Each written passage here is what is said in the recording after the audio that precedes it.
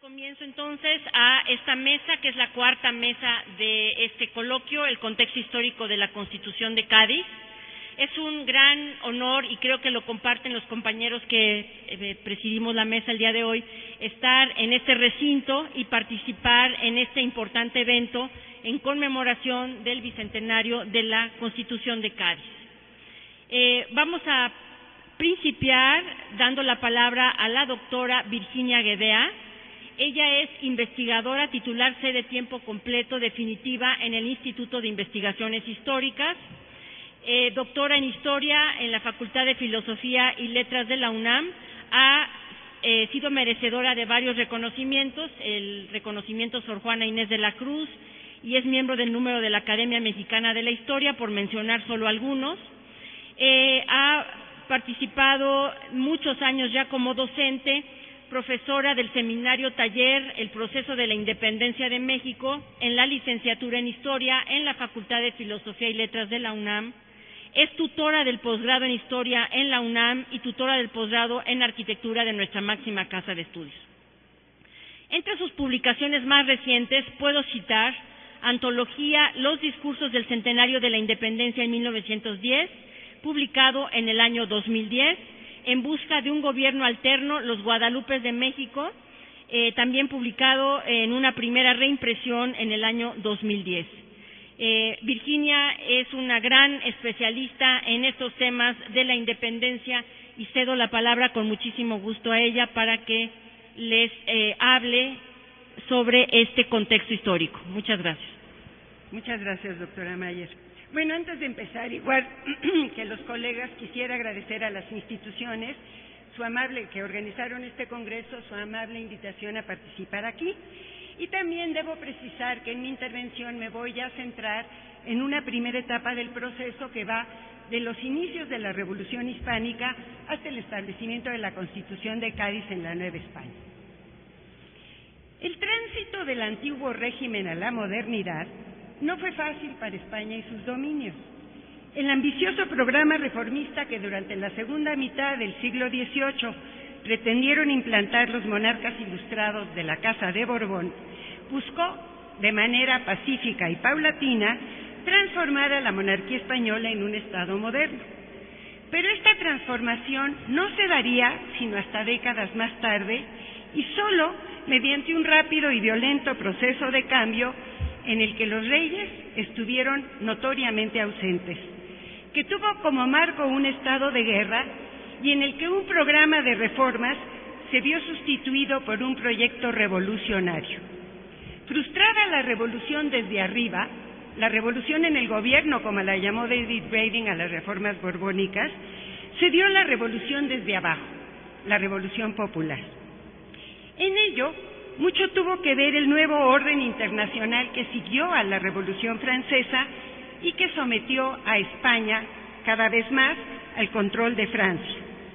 Pero también al enfrentamiento que se daba entre Carlos IV y su hijo Fernando, y la crisis estalló en 1808, cuando el paso de tropas francesas por territorio español para someter a Portugal devino en la invasión de España por Francia. Todo ello llevó a que, a resultas del motín popular instigado por los partidarios de Fernando en Aranjuez, con el rumor de que la familia real española iba a salir hacia América como la portuguesa, el 19 de marzo el rey abdicó la corona de España e Indias en el príncipe de Asturias y, convocados por Napoleón, ambos pasaron a Bayona, donde a principios de mayo Fernando devolvió la corona a su padre y éste abdicó en favor del francés, quien cedió sus derechos a su hermano José. Con ello, no solo quedó acéfala la monarquía española, sino que desapareció la base de legitimidad en que se sustentaba toda la monarquía española. Apareció entonces el principal elemento sobre el que se reconstituiría el Estado español, el pueblo. Ante el sometimiento de los monarcas y muchas de las autoridades a Napoleón, el pueblo español decidió, en defensa de su rey, su patria y su religión, luchar contra el invasor y tomar al gobierno en sus manos. Así, se crearon en toda España nuevas instituciones de gobierno con participación popular, las juntas gubernativas, con lo que se dio un cambio radical, ya que sustituyeron o fueron reconocidas por las antiguas autoridades, con lo que el poder pasó rápidamente a las instituciones surgidas del levantamiento popular. Pero las juntas fueron órganos de gobierno provisionales, constituyendo una forma improvisada de representación, por lo que no pudieron legitimarse de manera definitiva. Como señala José María Portillo, lo que las juntas dejan ver no es un manejo directo de la soberanía, sino tan solo de su depósito y su tutela en cuerpos de ámbito territorial. Hubo además enfrentamiento entre ellas y las autoridades militares. De ahí la necesidad de conformar un organismo central que coordinara el esfuerzo bélico en todo el territorio, y de ahí el reclamo de convocar a unas cortes que representaran a toda la nación y reorganizaran políticamente a la monarquía. Así fue como la Junta Central Gubernativa del Reino, la Suprema Junta, formada por delegados de las juntas provinciales, se estableció el 25 de septiembre. Pero a pesar de haber sido reconocida en la península y en América, su legitimidad pareció precaria, entre otras cosas, por no tener la representación nacional. Por ello, y por la necesidad del apoyo que tenía, en especial del económico, de todos los dominios españoles, el 22 de enero de 9 convocó a elegir diputados de los distintos territorios para formar parte de ella y decretó que los reinos americanos no eran colonias, sino parte esencial e integrante de la monarquía española. La central, como sabemos, no tuvo gran éxito en la dirección de la guerra, pero sí en preparar la culminación de la revolución política, las Cortes Generales Extraordinarias, cuya convocatoria, emitida el 22 de mayo de 9, hizo oficial el debate que sobre la representación se había iniciado ya y cuyos trabajos abrieron el camino a la modernidad política. Cabe recordar algo que ya señaló la doctora Galeana y que fue la convocatoria que en junio de 8 hizo Napoleón a unas cortes y que después publicaron una constitución, cortes en la que tuvieron ya representación los americanos, y esta constitución de Bayona, como ella señaló, se propuso transformar la organización social, política y económica de España y sus dominios. Y a pesar de que no estuvo en vigor, nunca estuvo en vigor, sí tuvo un impacto en el proceso español y varias de sus propuestas fueron recuperadas por este proceso. La central, como sabemos, solo llegó a convocar al Estado llano. La regencia que la sustituyó reiteró la convocatoria, pero tampoco convocó al clero ni a la nobleza. Así, las Cortes se instalaron el 24 de septiembre de 10 con una Cámara única y terminaron por convertirse en una asamblea constituyente. Controladas desde sus inicios por los liberales, en ellas y en las siguientes tuvieron parte, como ya se dijo aquí, importante, los diputados americanos, entre ellos los novohispanos, casi todos ellos con posturas liberales, y destacan dos de los más mencionados aquí también, que son Guridi y Alcocer y Ramos Arizpe.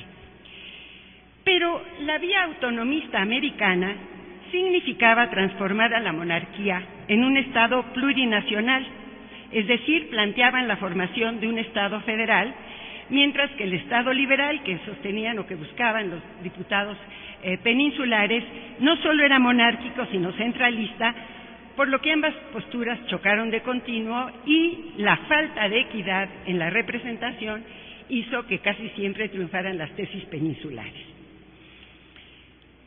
La respuesta inicial a todos estos acontecimientos, que empezaron en 8, fue la misma en casi todos los dominios españoles. Al igual que en la península, en diversas regiones se formaron o se intentaron formar juntas de gobierno que debían declarar la guerra a los franceses, preservar el territorio para su legítimo monarca y gobernarlo en su nombre. Enfrentar a un enemigo común intensificó un sentimiento de identidad española, pero también se aprovechó la coyuntura para promover ciertos intereses, en particular los autonomistas que habían surgido o se habían fortalecido a raíz de las reformas borbónicas. Y así, las respuestas comenzaron a diferenciarse. En el caso novohispano, se dio la ruptura violenta del pacto colonial en el seno mismo del poder virreinal. La crisis permitió la manifestación de los intereses autonomistas, cuyo portavoz, como sabemos, fue el Ayuntamiento de México. Sustentado en ordenamientos legales vigentes, aunque en desuso, y siguiendo el ejemplo peninsular, a nombre de todo el reino, como su cabeza y metrópoli, en julio de 8 propuso se estableciera una junta de autoridades mientras se convocaba a unas cortes. Esta junta se ocuparía de defender a la Nueva España de los franceses, pero sobre todo llenar el hueco, es la palabra que utilizan, el hueco que se había abierto entre las autoridades coloniales y la soberanía por la falta del monarca. Reaccionaron entonces los intereses metropolitanos, cuyo portavoz fue la Audiencia de México y cuya retórica fue la justificación de la condición colonial, y ante este enfrentamiento la élite novohispana se dividió y al hacerlo dividió a toda la sociedad del virreinato. Las juntas que convocó el virrey Iturrigaray no sirvieron para establecer una junta de gobierno y sí para precisar las posturas en pugna y para discutir cuestiones de interés, como qué era el pueblo y cuáles sus derechos, o cuál era el lugar que la Nueva España debía ocupar en la monarquía. Este diálogo se vio interrumpido el 15 de septiembre al recurrir a la fuerza a los defensores de los intereses metropolitanos y poner presos al virrey y a los principales autonomistas. Golpe de Estado que radicalizó el enfrentamiento y en el que el pueblo y sus derechos irrumpieron por vez primera, así fuera tan solo en el nivel del discurso, en la vida política novohispana, en el proceso político. Además, el golpe haría que el establecimiento de esta junta quedara ahí como un anhelo no realizado y que duró mucho tiempo. A poco, como sabemos, las nuevas circunstancias dieron nuevas oportunidades de actuar. Una fue en 1809, con la elección de Lardizábal y Uribe como miembro de la Suprema Junta Gubernativa, y si bien en este proceso solo participaron los ayuntamientos y las autoridades superiores, fue importante para la Nueva España contar con un representante del máximo órgano de gobierno, y los ayuntamientos recuperaron un poco ese papel por el que tanto habían peleado de ser en quienes caía la representación del reino. En 10 hubo nuevas oportunidades con la elección de los diputados a Cortes, y fue una oportunidad que abre más esta vía porque los diputados debían ser originarios de las provincias que representarían, pero nuevas y más importantes oportunidades de acción política vinieron a abrir las Cortes y más tarde el establecimiento del régimen constitucional. Aquí en la Nueva España, al mismo tiempo, surgieron posibilidades de acción fuera del sistema, no dentro, como lo planteaba la Constitución, sino fuera del sistema, porque lo ocurrido en 8 hizo que la violencia apareciera como una alternativa viable para los novohispanos. Así, desde el secreto y la conjura, se comenzó a planear una insurrección armada que devino en proyecto revolucionario y que se inició el 16 de septiembre de 1810, justo a los 2 años del golpe. En el movimiento insurgente encontramos también esa mezcla que se da en la Revolución Española de tradicionalismo y de modernidad. Las propuestas de los dirigentes de combatir al mal gobierno, defender al rey y a la religión y establecer una junta de gobierno guardan no poca semejanza con las peninsulares de 8, y la apertura de espacios de participación política para los americanos es una reivindicación autonomista de tradición criolla. Pero también encontramos en la insurgencia las reivindicaciones de otros sectores sociales que fueron los que formaron el grueso de las filas insurgentes, trabajadores y campesinos, que van a ser de índole muy distinta, como la tenencia de la tierra o las condiciones de trabajo, y que le van a dar a la insurgencia una dinámica muy propia. Esto va a llevar a que Hidalgo, quien se consideraba el representante de la nación, buscara organizar un gobierno alterno y se propusiera instalar también un Congreso Cortes y redactar una Constitución, pero también a que atendiera ciertas cuestiones importantes, sociales y económicas, y así decretó, pues como todos sabemos, la abolición de la esclavitud, la supresión del tributo, de las cajas de comunidad y todas estas supresiones que hizo Hidalgo, que son importantes porque son libertades que después también se discutirán en las Cortes. Morelos va a retomar o va a decretar de manera paralela varias de estas libertades y también se ocupa de organizar al gobierno insurgente, y es que tanto él como Rayón antes que él, pues consideraron que era necesario convertir a la insurgencia en un movimiento organizado política y militarmente. Así Rayón convocó, desde abril de 11 anunció que iba a establecer una junta gubernativa y después convocó a los principales jefes insurgentes para su establecimiento. A la convocatoria de Rayón, si bien no le hicieron caso demasiados insurgentes, sí acudieron 13 jefes que después de un proceso electoral instauraron esta Suprema Junta Nacional Americana. Y como para su formación se consultó también a ciertos sectores, no solo a los insurgentes, sino también a los descontentos, pues la Junta fundamentó su establecimiento invocando muy distintas instancias de legitimidad.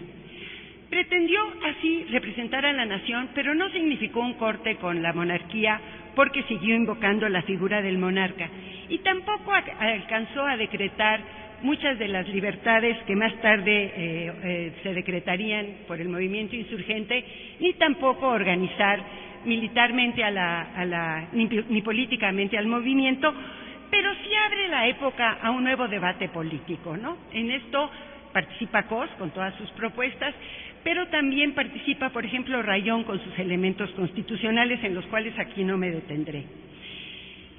La Suprema Junta, que no alcanza a triunfar, no alcanza a tener el éxito que yo creo que merecía, primero por la separación de sus vocales y después por el enfrentamiento que se da, va a ser sustituida por un Congreso que propone Morelos.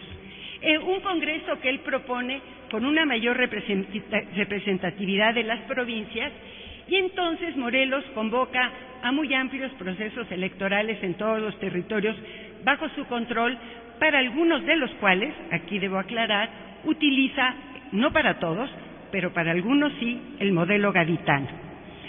Y en todos estos procesos que convoca la insurgencia para la instalación del Congreso, se va a dar la participación de grandes sectores de la población. Bueno, el Congreso para mí sí es un verdadero órgano de gobierno alterno, y en su conformación y en sus atribuciones podemos encontrar también la huella del modelo gaditano.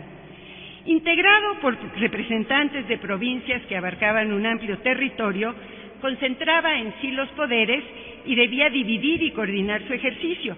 Así confirmó al Ejecutivo y al Judicial. Y como había ocurrido en las Cortes españolas, el Legislativo devino en poder supremo, forma de organización que, dicho aquí muy de paso, tendría graves repercusiones en la conformación del Estado Nacional Mexicano. Por último, el Congreso, lo último que quiero mencionar del Congreso es que además declaró la independencia de España, una independencia formal, y se ocupó de constituir a la nación mediante el decreto constitucional para la libertad de la América Mexicana. Bueno, al mismo tiempo que esto ocurre dentro de la insurgencia, se abren posibilidades de acción política dentro del sistema a causa del establecimiento del régimen constitucional, y su aparición no pudo darse en peor momento para el régimen colonial. Enfrentado con una insurrección armada que en 1812 cobraba cada vez más fuerza y extensión, veía reducir sus poderes, los poderes de sus más altas autoridades. Y enfrentado también a un descontento generalizado entre quienes buscaban acceder a la toma de decisiones, veía que se ampliaban los espacios de participación política para los descontentos americanos. Por ello, no implementaría plenamente la Constitución. De hecho, la Constitución se implanta tarde y mal, pero con un gran impacto, porque se ve obligado el régimen a atender a la reorganización política del virreinato en sus tres niveles: en el local, con el establecimiento de ayuntamientos constitucionales; en el regional, con el establecimiento de diputaciones provinciales; y en el imperial, con la designación de diputados a Cortes. Estos procesos a que va a dar lugar la instalación de ayuntamientos constitucionales, diputaciones provinciales y diputados a Cortes son de veras muy interesantes, porque en ellos debían votar todos aquellos que gozaran de la condición de ciudadanos. Y si bien la Constitución no dio la ciudadanía ni a los negros ni a las castas, solo la concede a los españoles y a los indígenas, y también establecía ciertas limitaciones para el ejercicio del voto, para muchos novohispanos se abría la oportunidad de participar directamente en la elección de sus autoridades. procesos fueron largos, indirectos y muy complejos. Esto, la dificultad del proceso mismo, que era muy complejo, la corta vigencia que tuvo la Constitución, el estado de guerra que se vivía y el rechazo de las autoridades coloniales a implementar la Constitución, bueno, hizo que se dificultara, que se llevaran a cabo, y no obstante hubo muchos que se realizaron. De ellos me voy a referir aquí muy brevemente a 2 ejemplos, que son los de la Ciudad de México, que son los que he trabajado más, porque resultan muy ilustrativos. Por ejemplo, en la primera etapa, y es lo último que voy a tocar, en la primera etapa del proceso electoral del Ayuntamiento Constitucional de la Ciudad de México, que es del 29 de noviembre de 12, no se definieron aspectos bien importantes como los requisitos que debían tener los votantes. Tampoco se contó con un padrón especial. Esto y otras muchas cosas hizo que las elecciones despertaran gran interés, gran participación, y además fueron celebradas con actos tumultuarios y muy ruidosos. Esto preocupó enormemente a las autoridades y suspendieron el proceso electoral. Pasada esta primera etapa la suspendieron. Y a pesar de que tiempo después, 4 meses después, tratan de hacer que los electores elijan personas afines al régimen, o por lo menos no vinculados con la insurgencia o no descontentos con el régimen, no logran tampoco en esta segunda etapa del proceso electoral del Ayuntamiento Constitucional de la Ciudad de México, no logran, siempre ha sido descontenta la Ciudad de México con el poder superior, creo yo. Y este fue uno de los casos en que se manifiesta con toda claridad esta oposición. Bueno, otro de los procesos interesantes fue la elección de diputados a Cortes y de Diputación Provincial, que en un momento dado, en la primera etapa, en que se da la participación popular, corría pareja y que tuvieron resultados muy semejantes a los de 1812. Ya no hubo los actos tumultuarios y muy interesantes que hubo en 1812, pero ganaron los desafectos al régimen, ganaron los partidarios de la insurgencia. Ya para terminar, quisiera nada más señalar que las prácticas políticas a que dio lugar la Constitución de Cádiz, y en particular estos procesos electorales, van a constituir un hito en la vida política novohispana. Por primera vez, amplios sectores de la sociedad tuvieron en ella una participación directa, lo que contribuyó a cambiar las formas del quehacer y del pensar políticos. Y además el modelo gaditano sirvió a los insurgentes para conformar su máximo órgano de gobierno. De esta manera, el establecimiento del régimen constitucional tendría consecuencias negativas para el régimen colonial y también las tuvo para la propia insurgencia, porque ofreció una interesante alternativa de acción y de cambio frente a la que ésta representaba. Y bueno, todo esto incidió de manera muy directa en el desarrollo del proceso mismo de emancipación. Muchas gracias.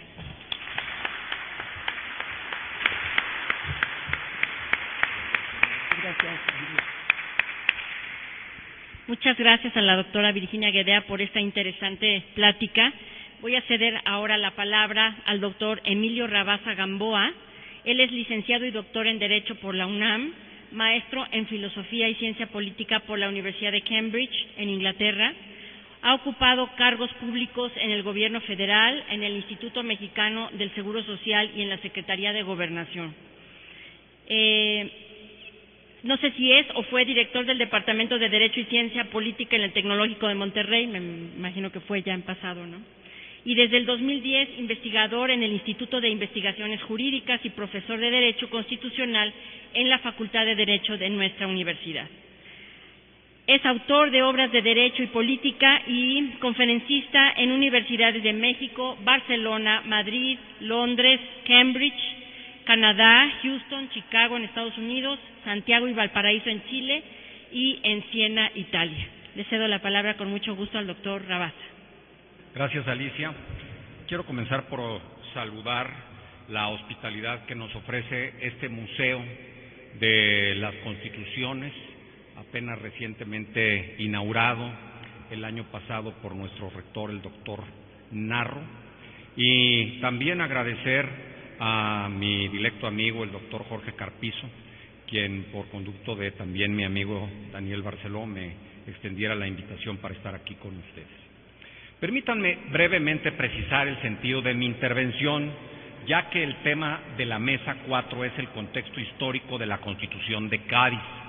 Sin embargo, mal haría yo en hacer un intento de intervención de carácter histórico, puesto que no es mi disciplina, sino el derecho constitucional, y menos aún estando en una mesa en donde están dos excelentes historiadores como Alfredo Ávila y Virginia Gadea del Instituto de Investigaciones Históricas de la UNAM. Voy a aludir más bien al efecto que tiene la Constitución de Cádiz y su contexto en el surgimiento del federalismo mexicano. En ese sentido, y lástima que se retiró, voy a disentir de mi gran amiga Patricia Galeana en relación a lo que mencionó de que las diputaciones provinciales poco o nada tuvieron que ver en el surgimiento del federalismo.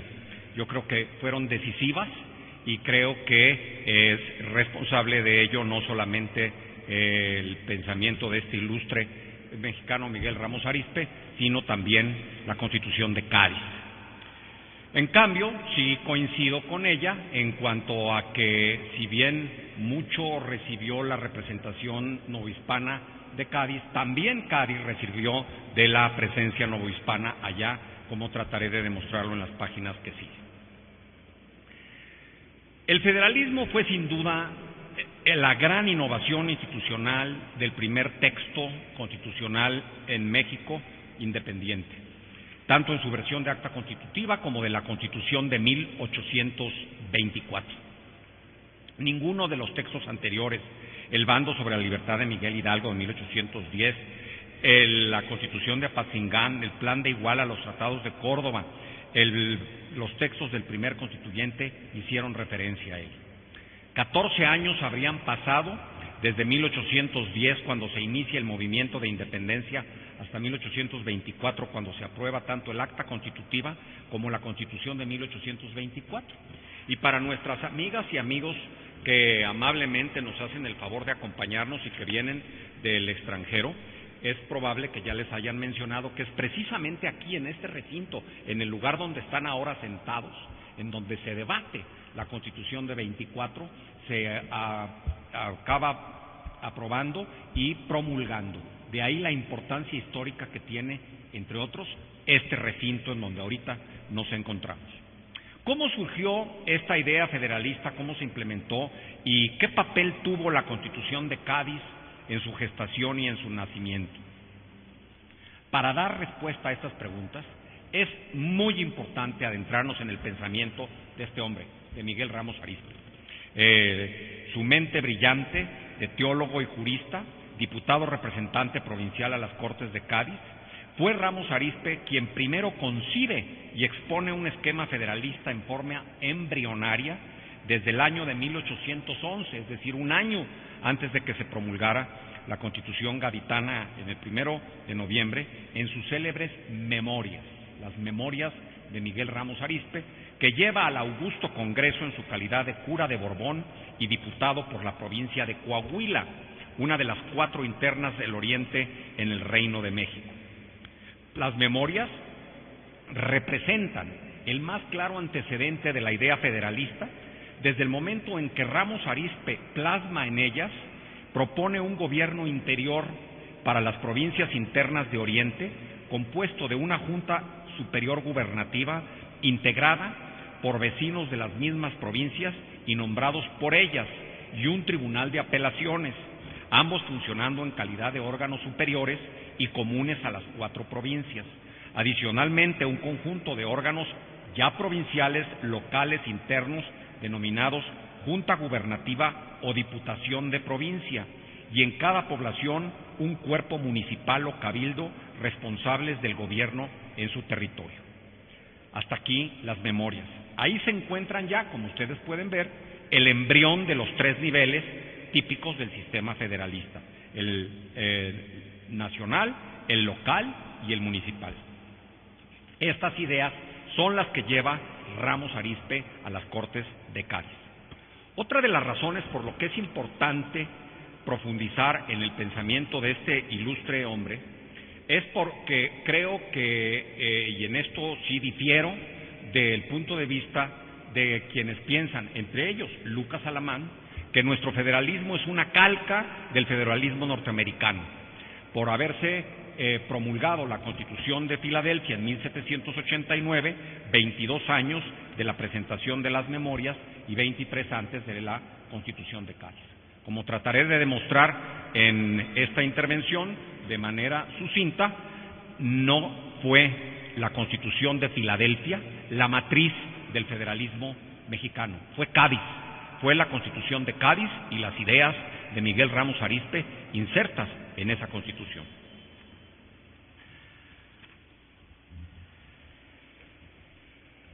En este documento que aplaudo y celebro mucho que nos han distribuido a los asistentes de este coloquio, el facsímil de la reimpresión del 8 de septiembre de 1812 de la Constitución de Cádiz, en el artículo 324 se incluye el gobierno político de las provincias, se dice residirá en el jefe superior nombrado por el rey en cada una de ellas. En cada provincia habrá una diputación llamada provincial para promover su prosperidad, presidida por el jefe superior. En el 326 se señala que se compondrá esa diputación del presidente, del intendente y de 7 individuos elegidos en la forma que se dirá, sin perjuicio de que las Cortes en lo sucesivo varíen este número como lo crean conveniente. También agregaba en el 327, la Diputación Provincial se renovará cada 2 años por mitad, saliendo la primera vez el mayor número. En fin, como pueden ustedes observar, al cotejar este texto constitucional con el contenido de las memorias de Miguel Ramos Arizpe, vemos aquí las ideas de este diputado asistente a las Cortes. No serían todas sus propuestas aceptadas en las Cortes. Ciertamente no lo fue el de la Junta Gubernativa y de las Cortes, pero sí el de la Diputación Provincial. Y como trataré de demostrarlo en breve, la evolución que tiene esta figura una vez que se inserta en la Constitución gaditana y la forma como se enraiza en este territorio y va evolucionando, habría de dar pie al federalismo mexicano.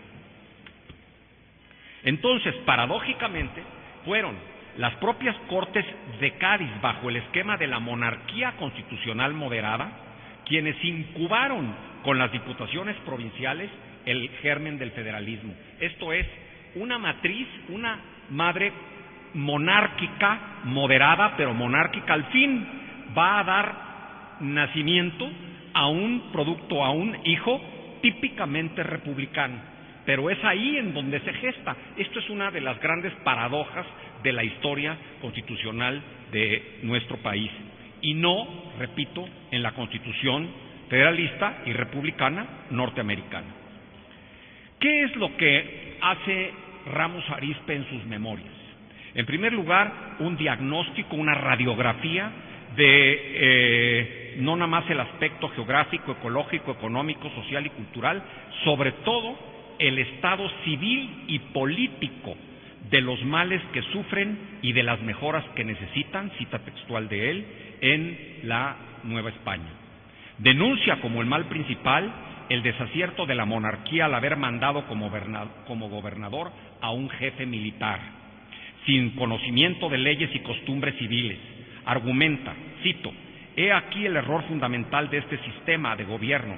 El jefe, por su educación y carácter, quiere naturalmente obrar según las leyes que sabe y está acostumbrado a hacer ejecutar». El mal del militarismo se asocia íntimamente con otro, que es la falta de cabildos. Esto es, cito, «en la falta de cuerpos que en todas y cada una de las poblaciones entiendan en la justicia y la economía política». Fin de cita. Este es brevemente, amigas, amigos, el diagnóstico que lleva en su maleta Ramos Arizpe a las Cortes de Cádiz. Y lo acompaña, también en las propias memorias, de una propuesta. en donde diseña esta arquitectura política institucional que habría de ser el germen del sistema federal, compuesto de los tres elementos: un gobierno superior común a todas las provincias, un gobierno propio de cada una de ellas, con jurisdicción sobre todo su territorio, y a nivel de poblaciones, los cabildos. Así describe Ramos Arizpe en las memorias estos tres elementos. Cito: los vicios del sistema de gobierno de las provincias internas de Oriente consisten principalmente en no tener en su interior un gobierno superior y común, así para puramente gubernativo como para judicial, pues los jefes superiores y reales audiencias residen fuera a mucha distancia. Reitero, su propuesta: una Junta Superior Gubernativa de las 4 provincias internas de Oriente en la América Septentrional y un Tribunal Superior de Apelaciones. La primera sería un órgano colegiado encargado del Poder Ejecutivo, el segundo se encargaría de la administración de la justicia. Ninguno de estos dos órganos fueron aprobados en las Cortes y asimilados, por lo tanto, a la Constitución de Cádiz. Pero un destino diferente tuvo su idea de las juntas gubernativas o diputaciones provinciales. Aquí sí que pudo pasar y ser aprobadas por las Cortes esta idea de Miguel Ramos Arizpe en el artículo 325 que he citado de la Constitución gaditana. ¿Qué funciones se le asignaron a estas diputaciones provinciales? Intervenir en el reparto de las contribuciones a los pueblos, velar por las cuentas e inversiones de los pueblos, el establecimiento de ayuntamientos, proponer al gobierno los árbitros que crea más convenientes para la ejecución de obras nuevas de utilidad común, promover la educación y fomentar la agricultura, la industria y el comercio, informar al gobierno sobre los abusos en la administración de las rentas públicas, formar el censo y estadística de las provincias, cuidar de los establecimientos piadosos y de beneficencia, dar parte a las Cortes de las infracciones constitucionales y velar sobre la economía, orden y progreso de las misiones para la conversión de los indios, evitando abusos. Como ustedes pueden ver, no era una serie de atribuciones menores las que se les habían asignado a estos órganos en las diputaciones provinciales.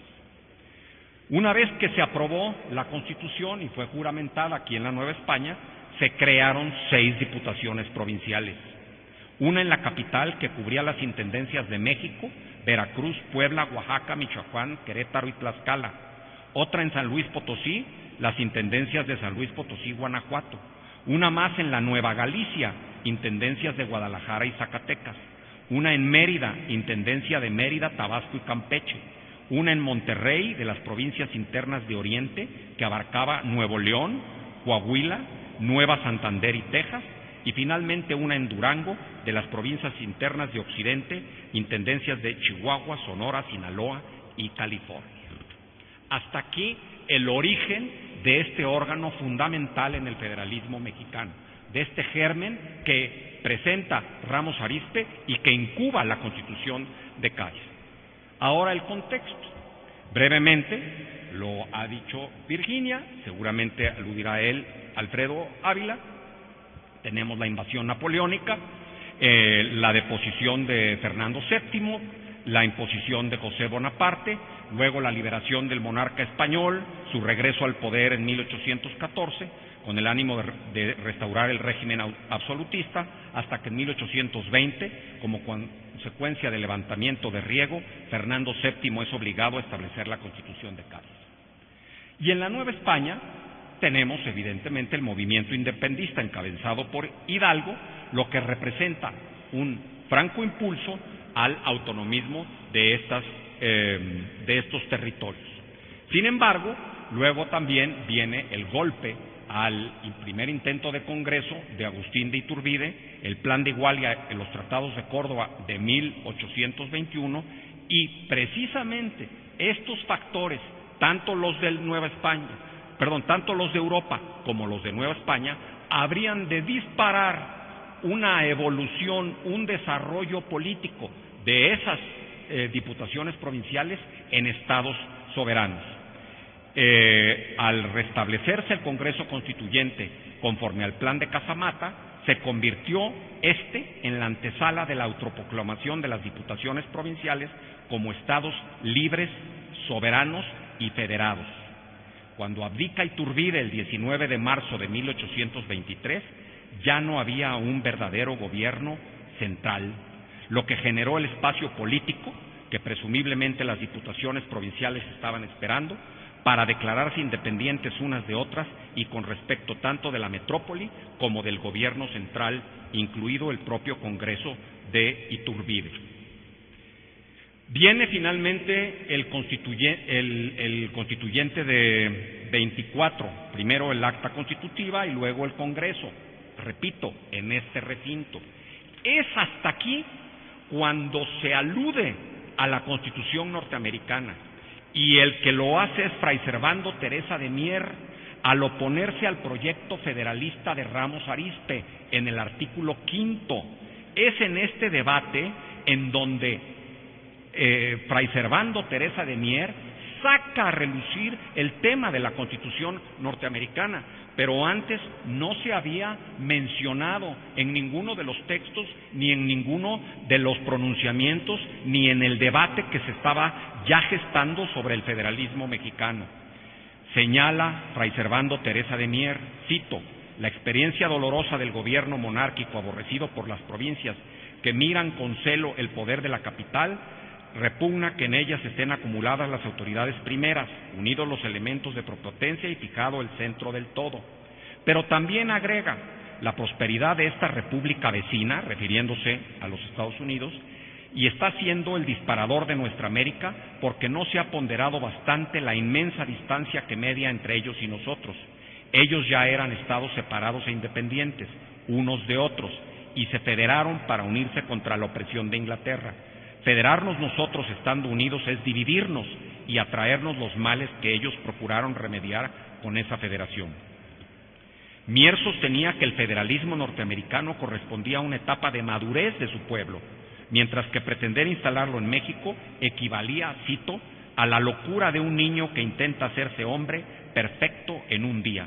Por ello proponía no una continuación del gobierno central monárquico, ya que no fue un centralista a ultranza, pero sí un término medio entre la federación laxa de los Estados Unidos y la concentración peligrosa de Colombia y Perú. Pasar de repente, dijo, de un extremo al otro sin ensayar bien el medio es un absurdo, un delirio, es determinar en una palabra que nos rompamos la cabeza. Hasta aquí es la intervención de Fray Servando y la inserción en el debate y en el discurso de la Constitución norteamericana. Al final ganaría la idea federal. En una votación, el federalismo fue aprobado por 71 votos a favor, 10 en contra y 3 abstenciones, mientras que las palabras de República Popular lo fueron por 81 votos a favor y 3 abstenciones. El México independiente abrazaría el federalismo no como una imitación extralógica del modelo estadounidense, sino para evitar a toda costa la reinstalación de la monarquía centralista y opresora de las libertades que querían gozar las provincias. Si se compara el texto de la Constitución de Filadelfia de 1789 con el de la Constitución nuestra de 1824, en el punto sobre el federalismo sobresale una diferencia mayúscula. En la primera, en la estadounidense, la organización interior de los Estados federados es una preocupación secundaria que se resuelve con la fórmula: los Estados Unidos garantizarán a cada Estado en esta unión la forma republicana de gobierno, artículo 4, sección 4, mientras que la principal era la integración del centro, esa era su preocupación federal y las facultades de sus partes. En cambio, para nuestra Constitución de 24, la organización interna de los Estados independientes, libres y soberanos era fundamental, por lo que ocupó varios artículos del acta y todo un título, el cuarto, en la Constitución, a fin de asegurar que lo tocante a su administración y gobierno interior, es decir, su soberanía, no resultase trastocado o disminuido por el centro federal. Las 13 colonias norteamericanas no tenían ya al centro de la monarquía de la Gran Bretaña como su gran temor, como su gran peligro, contra el cual habían que resolver la federación. Ya eran independientes, mientras que nuestras provincias comenzaban a hacerlo al proclamarse estados libres y soberanos por los hechos que he mencionado anteriormente, y sí tenían muy presente la presencia del centro de la monarquía española.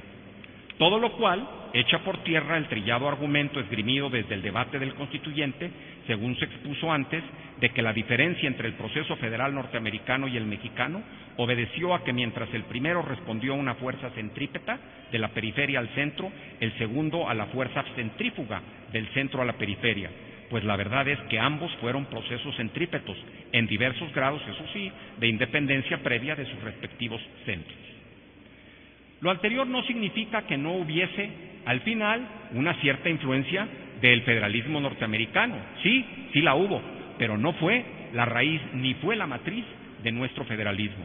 Nuestro federalismo, como traté de demostrarlo, se encuentra en el pensamiento de este hombre, de Miguel Ramos Arizpe, y en la Constitución de Cádiz. Por su atención, muchas gracias.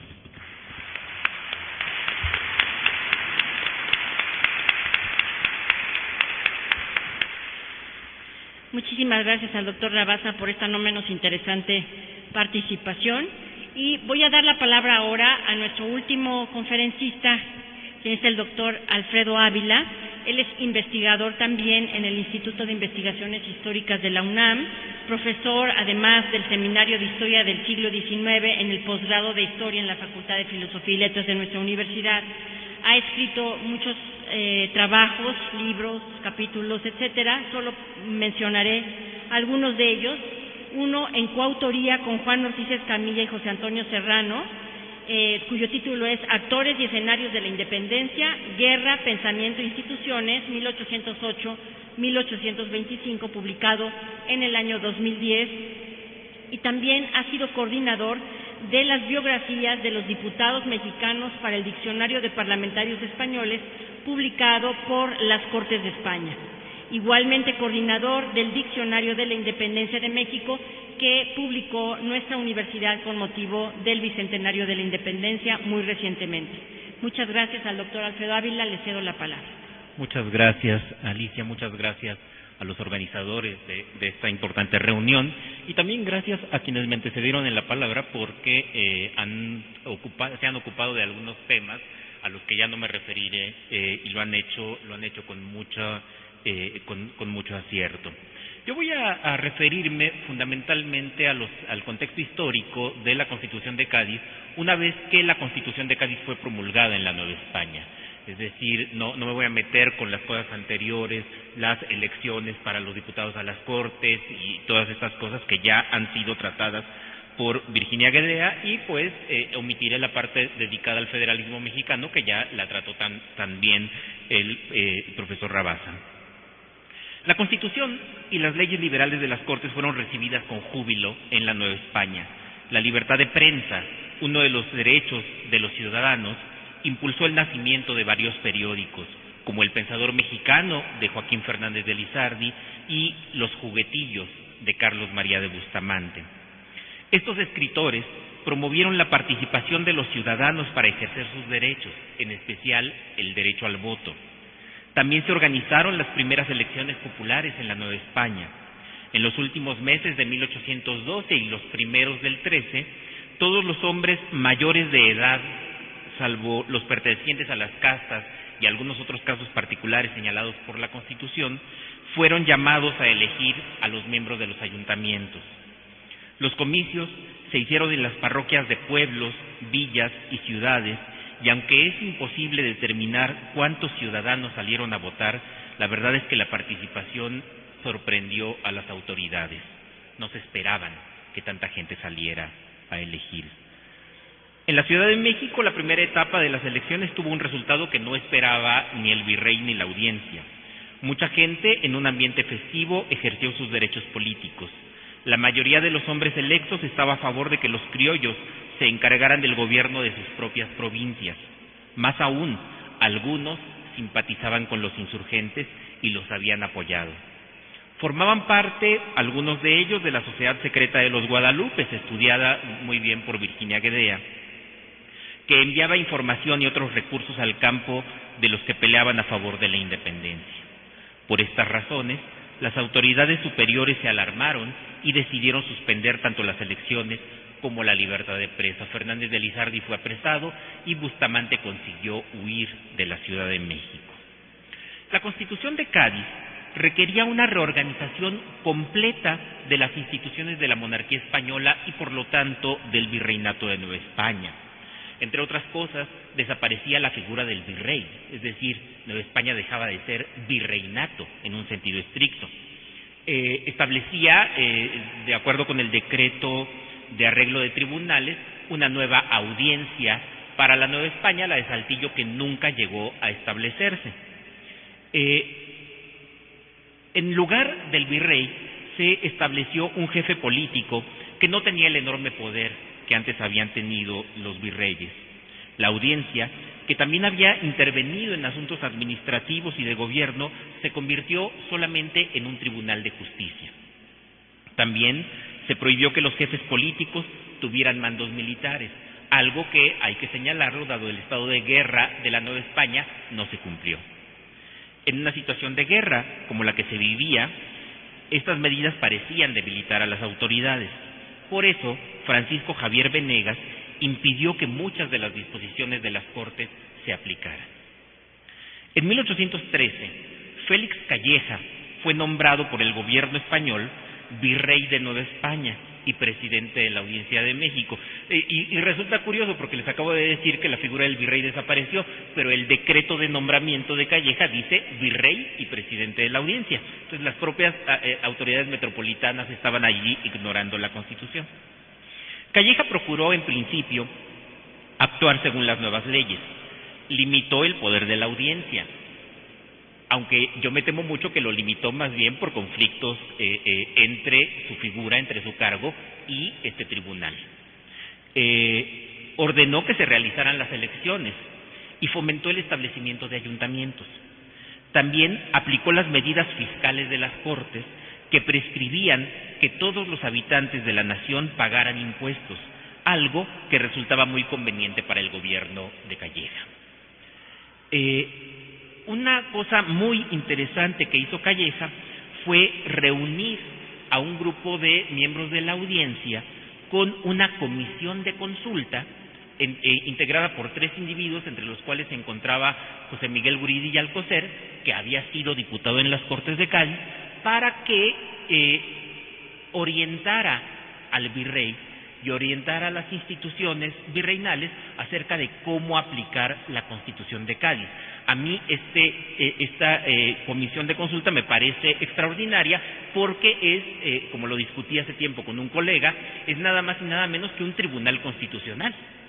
Y allí José Miguel Guridi y Alcocer pudo llevar a cabo muchas de las cosas, muchas de las propuestas que, siendo diputado en las Cortes de Cádiz, no pudo hacer por la oposición de la mayoría de los diputados peninsulares.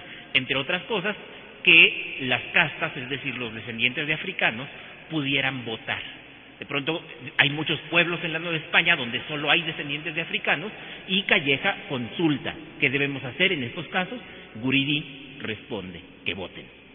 Entonces, algunas de las cosas que no pudo hacer en las Cortes, pues vino a hacerlas acá en esta especie de tribunal constitucional. Sin embargo, no hay que imaginarse a un Calleja tan constitucional. Calleja tenía un objetivo claro: destruir el movimiento insurgente. Por eso permitió que se establecieran los ayuntamientos. Desde 1811, Calleja había fomentado que los pueblos se armaran en el famoso Plan Calleja, como se le llama ahora, para que defendieran al régimen. Los ayuntamientos vinieron en este sentido a fomentar el poder de la contrainsurgencia. Mantuvo las medidas fiscales, incluso después de la abolición de la Constitución en 1814, Calleja señalaba: se mantendrán las medidas fiscales de las extintas Cortes, porque claro, son benéficas para él, son mayores ingresos para combatir a la insurgencia. En cambio, otras medidas las retrasó lo más que pudo. Por ejemplo, si bien en 1813 se establecieron algunas de las diputaciones provinciales, la de México, que era la más importante, no se estableció sino hasta 1814, pocas semanas antes de que se recibieran las noticias de la abolición constitucional. Bueno, no me detengo, esto lo saben ustedes, cuando en 1814 se restablece el régimen absolutista. que ocasiona, por supuesto, la abolición de la Constitución, la disolución de las Cortes y el restablecimiento de las instituciones propias del antiguo régimen, incluida la Inquisición.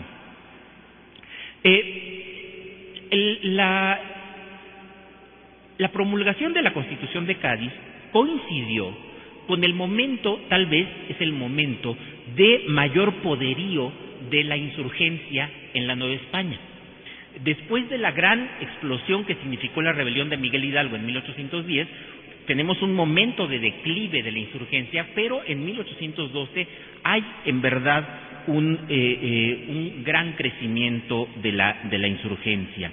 Después de la ocupación de Morelos, de poblaciones como Chilápatas, Coizúcar, Cuautla, se dirigió a Puebla y, aunque fue detenido José María Morelos en el sitio de Cuautla, consiguió tiempo después de un largo sitio de más de 2 meses, dirigirse hacia Oaxaca y ocupar esa ciudad. Este es el momento de mayor crecimiento de la insurgencia y, por lo tanto, vean ustedes cómo en el momento en que se empieza a aplicar la Constitución de Cádiz es el momento en el que mayor riesgo tiene el gobierno virreinal gracias a lo que están haciendo los insurgentes.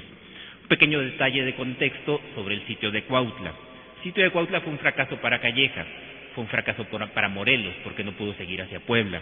Pero además el sitio de Cuautla, y esto es algo que sabemos ahora, fue el origen de las famosas fiebres misteriosas, el tifo, que ocasionaron miles de muertos tanto en las intendencias controladas por los realistas como en los territorios insurgentes. Me parece un dato interesante, no es anecdótico, porque en buena medida esto va a explicar el posterior declive de la insurgencia. Los pueblos empiezan a despoblarse. En 1813 llegó a Oaxaca un abogado y periodista que había participado en las elecciones de la Ciudad de México bajo el régimen de la Constitución de Cádiz. Me refiero a Carlos María de Bustamante, quien había sido perseguido cuando se abolió la libertad de prensa. Tengo la impresión, lo he publicado en algunos lados, de que Bustamante es en muy buena medida responsable de la idea de crear un congreso insurgente, inspirado, por supuesto, en la Constitución de Cádiz. Ya antes de Bustamante, por supuesto que Ignacio Rayón y muchos otros insurgentes habían pensado en el establecimiento de un gobierno alterno. La Junta de Zitácuaro es eso, es un gobierno alterno, pero no con las características de un congreso. Y Carlos María de Bustamante se inspira en la Constitución de Cádiz para proponer la formación del congreso. Lamentablemente, este momento ya hacia 1813 y 14, que es el momento de mayor desarrollo político de la insurgencia, coincide con su debacle militar. Si 1812 fue el gran año de la insurgencia, a partir de 1813 y 14 baja la intensidad de la guerra. En Apatzingán, en octubre del 14, se promulgó finalmente el decreto constitucional para la libertad de la América Mexicana, que prescribía también la división de poderes y el reconocimiento de los derechos de los ciudadanos, así como la protección de la religión.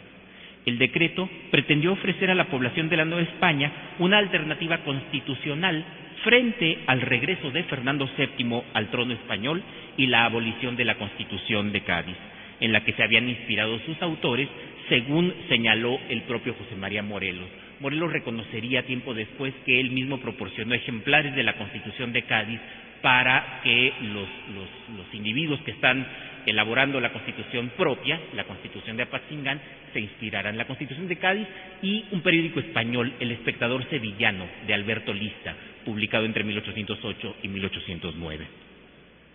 Sin embargo, las derrotas que sufrió la insurgencia en los siguientes meses impidieron que la Constitución de Apatzingán tuviera una vigencia más allá de la captura y muerte de Morelos a finales de 1815.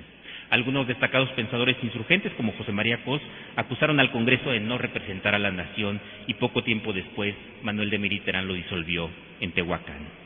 No obstante, la rebelión permaneció viva aún después de la muerte de Morelos.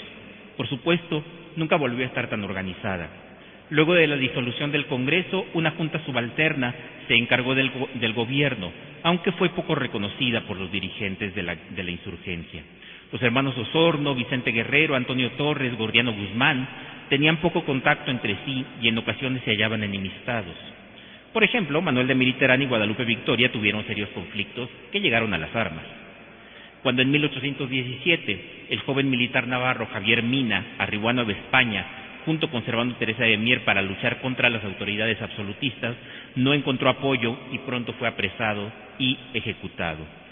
Sin embargo, la guerra continuaba y los oficiales del ejército del rey aprovechaban esta situación para adquirir mayor poder. El nuevo virrey de Nueva España, Juan Ruiz de Apodaca, tenía poca autoridad sobre los jefes militares de las provincias. Cuando Félix Calleja se fue de Nueva España, señaló que dejaba 3 virreyes en este territorio. Joaquín Arredondo en Monterrey, José de la Cruz en Guadalajara y Apodaca, el que formalmente tenía el título de virrey. Y esto es muy, muy interesante porque es algo que debemos abonar todavía más a la construcción del federalismo que ya abordó desde una perspectiva jurídica el profesor Rabasa. En la práctica, hacia 1819, 1820, muy pocos de esos comandantes realistas obedecían al virrey, se estaban independizando de la autoridad central. Eran regiones muy, muy independientes. Por eso, Servando Teresa de Mier llegó a afirmar que lo único que faltaba para que Nueva España fuera independiente sería que un jefe militar, él pensaba en Victoria, nombrara un congreso y que a su vez el congreso nombrara a Victoria como presidente del gobierno, y con esto se conseguiría la independencia. Nos puede parecer ridícula la propuesta de Mier, que un militar nombre un congreso y luego este congreso lo nombre a él titular del Poder Ejecutivo, pero vamos a ver que eso hizo puntualmente Agustín de Iturbide. En 1820, en España, algunos sectores del ejército se rebelaron para exigir al rey que restableciera la Constitución. Fernando VII no tuvo más opción que reunir de nuevo las Cortes. En Nueva España, las reacciones fueron muy diversas. Hubo quienes se quejaron porque el orden liberal abolía la Inquisición. Muchos jefes militares tuvieron miedo de que el nuevo régimen los persiguiera por los excesos cometidos durante la guerra. Antonio Pérez Martínez, quien había apoyado la abolición de la Constitución y ahora era obispo de Puebla, temía que se le juzgara como se hizo con los demás persas. Al mismo tiempo, en pueblos, villas y ciudades, mucha gente aprovechó para elegir sus propias autoridades. Sabemos que más de 1 millar de ayuntamientos se erigieron en toda Nueva España. Algunas ciudades importantes como Puebla y Valladolid exigieron que se les reconociera el derecho a tener su propia diputación provincial. La libertad de prensa fue aprovechada para expresar ideas a favor de la Constitución. Algunos escritores, sin embargo, sugirieron que para gozar de los derechos constitucionales tal vez era necesario romper con España. Este es el caso de Carlos María de Bustamante, quien publicó en 1820 un juguetillo, formaba parte de la serie, titulado Motivos de mi afecto a la Constitución, en el que habla maravillas de la Constitución de Cádiz, pero de pronto dice, mientras seamos colonia, no podremos gozar de todas las bondades de esta Constitución. En efecto, la Constitución era bienvenida en términos generales. Pero en 1821, un grupo de diputados presentó en las Cortes una proposición para que se crearan 3 reinos independientes en América, que reconocerían a Fernando VII como monarca, si bien cada uno de estos reinos tendría sus propias cortes. Y aquí viene el problema: los diputados peninsulares rechazaron esta opción. Desde antes de salir rumbo a Madrid, algunos de los representantes de Nueva España en las Cortes sabían que varios grupos políticos y militares habían fraguado un plan para que el rey de España o un miembro de la familia real se coronara emperador de México. Lucas Alamán cuenta que se reunieron en Veracruz antes de salir. Hay que recordar que Lucas Alamán fue electo diputado a las Cortes de Madrid del trienio, no a las de Cádiz, sino a las del trienio. Este proyecto se estaba llevando a cabo en el sur de la capital virreinal entre el comandante Agustín de Iturbide y uno de los pocos guerrilleros que mantenían la bandera de la independencia, Vicente Guerrero. Y aquí voy a abrir un pequeño paréntesis. No menciono el plan de la Profesa porque no hay ninguna prueba documental de que hubiera habido una conspiración en la Profesa. El Plan de Iguala de febrero de 1821 declaraba la independencia de México, ofrecía el trono del Imperio Mexicano a Fernando VII o a algún miembro de la familia real y aceptaba que la Constitución de Cádiz continuara vigente mientras se hacía una que fuera adecuada a las condiciones del país y en lo que no se opusiera a la independencia mexicana. Y esto es algo que a mí me parece fundamental porque habitualmente pensamos en el Plan de Independencia de Iguala como un movimiento enteramente reaccionario, anticonstitucional. Pues bien, no lo es tanto. De hecho, la impronta de la Constitución de Cádiz permaneció también en el Tratado de Córdoba, que también preveía su vigencia, y por supuesto ya de manera, si ustedes quieren, no planeada, pero en instituciones como el federalismo mexicano. El 28 de septiembre de 1821, los miembros de la Junta nombrada por Iturbide firmaron el Acta de Independencia de México. El acta apelaba a los derechos naturales otorgados por Dios a los americanos y rechazaba el dominio de cualesquier otra potencia. El imperio sería una gran nación, gobernada por leyes liberales, con dominio sobre un enorme territorio que iría desde Panamá hasta California. La Constitución de Cádiz permaneció provisionalmente vigente en lo que no se opusiera al Plan de Iguala, es decir, que para mantener las libertades garantizadas en la Constitución fue necesario desobedecer su primer artículo, el que describía a la nación española como única e indivisible. Con esto termino. Muchas gracias.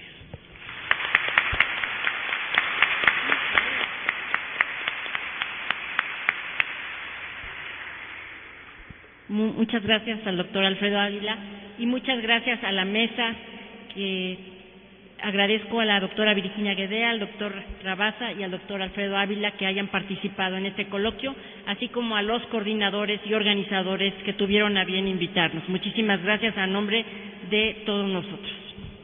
Buenas noches.